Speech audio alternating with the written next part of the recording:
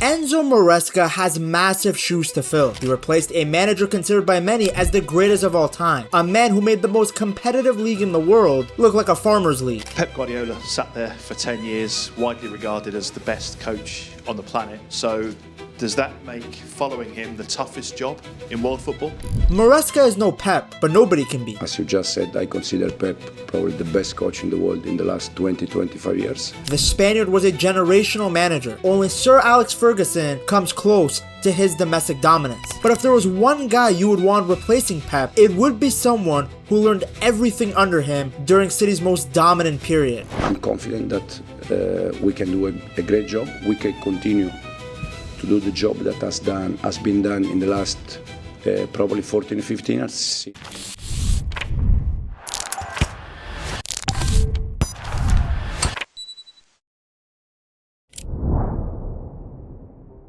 Maresca understands the values of Manchester City at a high level. In fact, he wanted the job so bad that it led to Chelsea dismissing him because according to reports, they found out he was interviewing for the position during the season. Some Chelsea fans will tell you that the results were the reason he got sacked. That's according to some reports. Other reports say that he stepped down. But the reality is that Maresca made the Blues overperform considering the resources given to him. But he won the Club World Cup and asked for a center back, and they bought him Garnacho. I would have quit on the spot. The reason that Maresca has such a strong connection to City is because he used to be a youth coach there. From the moment he took charge of the elite development squad, he raised the standards to match those of the senior first team. Every training session emphasized tactical discipline and professionalism, creating an environment where young players were expected to think and play like elite professionals. During the 2020-2021 season, Maresca guided City's under-21 side to their first ever Premier League 2 title, while helping develop an outstanding generation of academy talents. Players such as Cole Palmer, Lavia, Tommy Doyle, Liam Delap, Taylor Harwood-Bellis all flourished under Maresca before making the jump into senior football. Just as importantly, the academy essentially became a laboratory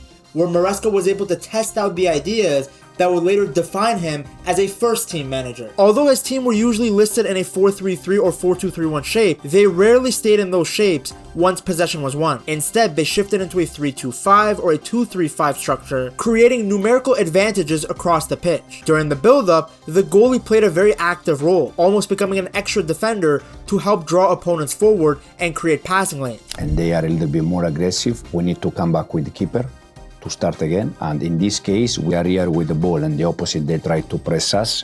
We use the keeper, so in this case if this player drop here, the keeper is dropping in the is going the opposite side, or if this player is dropping in this side, the keeper just make in the opposite side, and we become 4 at the back. One fullback would then move into the midfield alongside the holding midfielder, forming a double pivot that gave City control in the center while also protecting against counterattacks. But as we said, in the moment that we become 3 at the back, we need to occupy the right space and a little bit to understand where is the solution. Out of possession, his side was just as well organized. City defended in an aggressive 4-4-2 pressing shape, with one attacking midfielder stepping alongside the striker to block central passing lanes and forcing the opponent towards the touchline. It was a demanding system, but it prepared Man City's brightest young prospects to the highest level of football. Pep even used many of Maresca's ideas in the senior team. I'll get to that later. The best manager in the world, Enzo Maresca.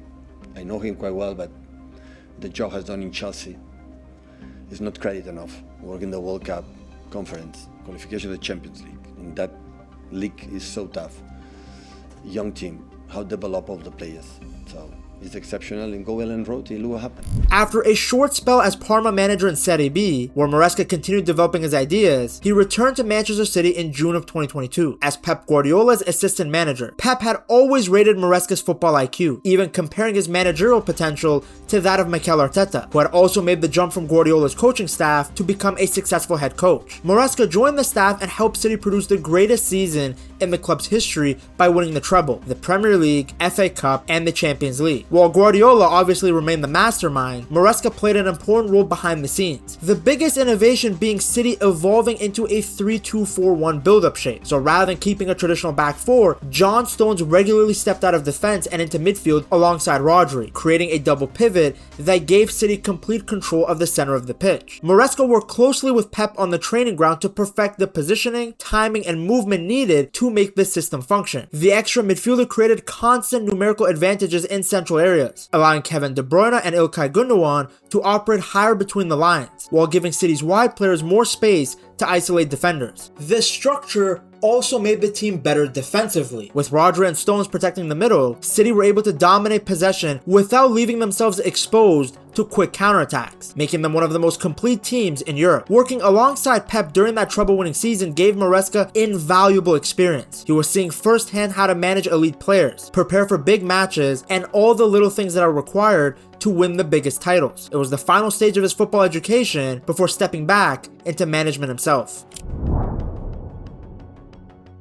Enzo Maresca officially became Leicester City's head coach on June 16, 2023, signing a 3-year contract just weeks after the club had been relegated from the Premier League. It was one of the biggest rebuilding jobs in English football, with a squad that needed both tactical direction and a fresh identity. Maresca wasted no time getting to work, even spending his first 2 months living at Leicester's training ground so that he could fully oversee the team's tactical transformation and embed his philosophy into every training session. The results were remarkable, to say the least. Leicester dominated the championship throughout the 2023-2024 season, getting automatic promotion on April 26th before wrapping up the league title 3 days later after a 3-0 win over Preston North End. They finished the campaign with 97 points, and Maresca made history by becoming the first manager ever to win 4 Championship Manager of the Month awards in a single season, collecting the honor in August, October, December, and April. On the pitch, Leicester looked like a completely different team than the side we saw get relegated a season before. Maresca built his side around the 3-2-4-1 shape that we have talked about all video. Whenever they had possession, the fullback Ricardo Pereira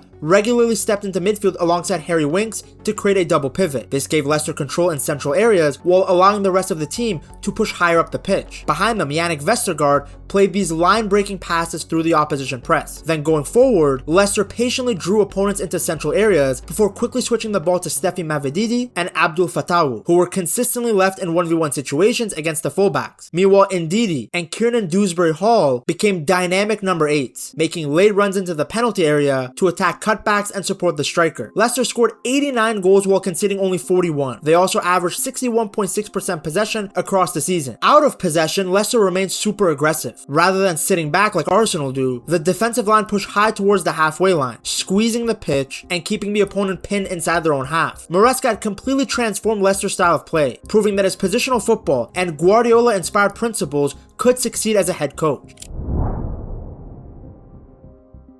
Maresca's incredible season with Leicester earned him the Chelsea job ahead of the 2024-2025 campaign. At the time, it was a difficult challenge, as Chelsea had a ton of players. So the first thing he did was make it obvious which players were not a part of his plan. He definitely learned that from Pep because the Spaniard did the same thing, getting rid of Ronaldinho at Barca and Joe Hart at City. Maresca did the same thing to Chilwell, Sterling, and Chalobah. On one hand, you can argue that it was harsh.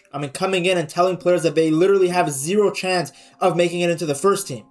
But on the other hand, his direct approach actually helped everyone involved. The players knew where they stood and the club was able to bring in players that suited the way Maresca wanted to play. Maresca applied the same tactics that made him successful at Leicester to this Chelsea team, just with new players. Robert Sanchez regularly stepped outside his penalty area to act as an extra defender during the build-up, helping Chelsea play through the opposition press instead of simply kicking it long. Malo Gusto frequently moved into the midfield from right back, creating an extra passing option alongside the holding midfielder, which was usually Caicedo, and once again giving Chelsea numerical superiority in central areas. Alongside them, Enzo and Palmer constantly rotated between the middle half spaces, dragging defenders out of position and opening passing lanes through the center. Then without the ball, Chelsea were just as intelligent. Rather than chasing the opponent like a chicken with their head cut off, Maresca organized a very aggressive coordinated press, designed to force teams into predictable areas. The inverted fullback also helped Chelsea in defending transitions. With an inverted fullback, if Chelsea lost the ball, there were 5 players ready to defend. The players were also closer together, so when they regained possession, they could transition quickly into a counter. The transition with the 5 players. So one of the reasons why we try to bring the fullback inside is defensively, because in the moment that we lose the ball, we have 5 players defending the transition. Not the main reason, but one of the reasons why we bring the fullback inside is to avoid transition and to defend better in the moment that we lose the ball. The tactical improvements quickly translated into silverware. Chelsea won the Conference League title in May of 2025. Then a month later, they won an even bigger trophy, the Club World Cup. Maresca's side completely outplayed the Croissant Warriors, who were the defending Champions League winners. He had Joao Pedro occupy the center backs, which created space on the right-hand side, and it was from that side that all 3 of Chelsea's goals happened. First goal came from Gusto getting behind, then finding Palmer. Malo Gusto. Second goal came from Palmer having too much space in the right half space. Again. Now what a trick from Palmer! Superb! Third goal was the same, except this time Palmer passed it to Joao Pedro, who chipped Donnarumma.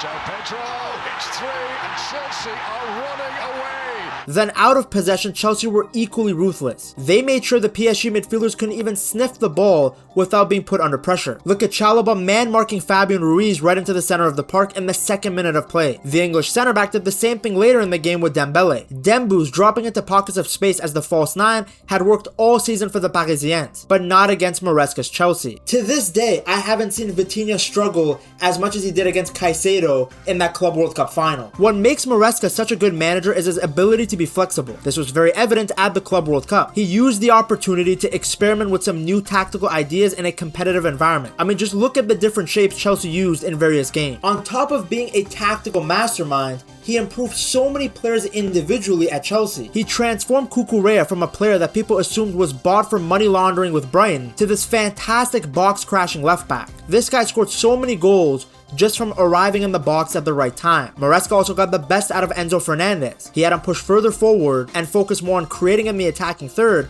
than having to drop to progress the ball. Enzo was getting more touches higher up the pitch, and this is why his goal-scoring output increased so much. Maresca even made Nicholas Jackson look good. He had him help in the build-up by dropping deep into the middle to create 5v4 situations. And like this, 4 against 4 in the middle.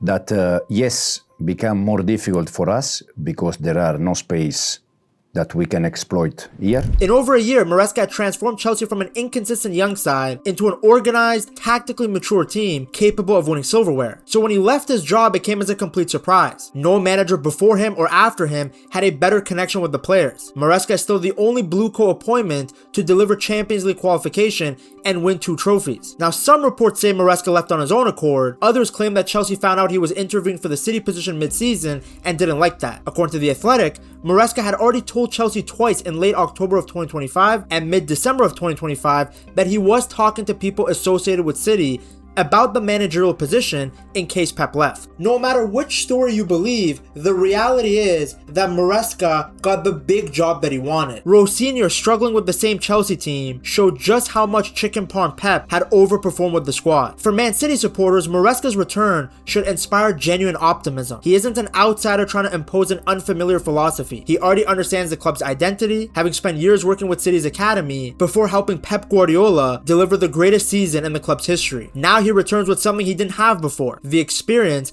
of being a successful head coach. He's back at the Etihad as a proven winner rather than being Pep Guardiola's former assistant. Look at the two of them. Zero hair, but so much ball knowledge. His Chelsea sides did struggle against low blocks, but he has way better players at his disposal now. He has Cherki and Foden who can both drift into half spaces and shoot from distance. He has Jeremy Doku that can cook any fullback. His striker went from being Liam Delap and Nicholas Jackson to Erling Haaland. Now instead of Delap combining with Madueke, Maresca can have Cherki and Haaland combine through the middle, giving City another dimension against teams that try to defend in compact blocks. He even has Elliot Anderson who can find the right passes deeper from midfield. Maresca knows the standards expected at Manchester City. He knows how the club operates and has already shown that he can build winning teams. The challenge ahead is enormous, but City have placed their future in the hands of a manager who has spent years preparing for this exact moment. If you enjoyed this video, I'm sure you will love this one too. Check it out right here.